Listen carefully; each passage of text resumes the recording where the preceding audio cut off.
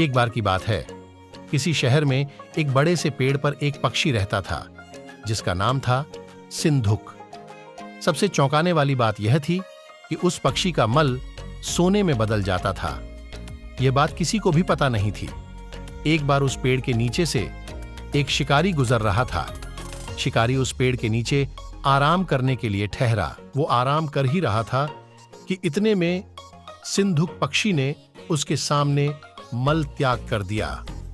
जैसे ही पक्षी का मल जमीन पर पड़ा, वो सोने में बदल गया।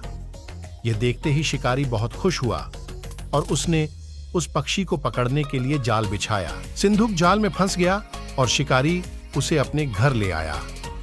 पिंजरे में बंद सिंधुक को देख शिकारी को चिंता सताने लगी कि अगर राजा को इस बारे में पता चला तो वो न सिर्फ सिंधुक को दरबार में पेश करने को कहेंगे बल्कि मुझे भी सजा देंगे।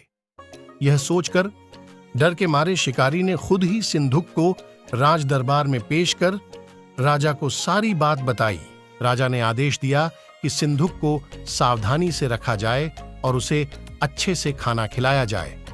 ये सब सुनने के बाद मंत्री ने राजा को कहा, आप इस बेवकूफ शिकारी की बात पर भरोसा मत कीजिए। कभी ऐसा होता है क्या कि कोई पक्षी सोने का मल त्याग करे? इसलिए अच्छा होगा कि इसे आजाद करने का आदेश दें। मंत्री की बात सुनकर राजा ने चिड़िया को आजाद करने का आदेश दिया।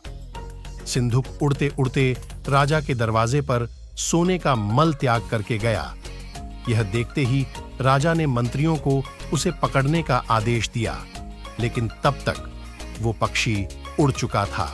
उड़ते उड़ते सिंधुक कह गया, मैं बेवकूफ था जो शिकारी के सामने मल त्याग किया। शिकारी बेवकूफ था जो मुझे राजा के पास ले गया। राजा बेवकूफ था जो मंत्री की बात में आ गया। सभी बेवकूफ एक जगह ही हैं। कहानी से सीख कभी भी दूसरे की बातों में नहीं आना चाहिए और अपने दिमाग से काम लेना चाहिए।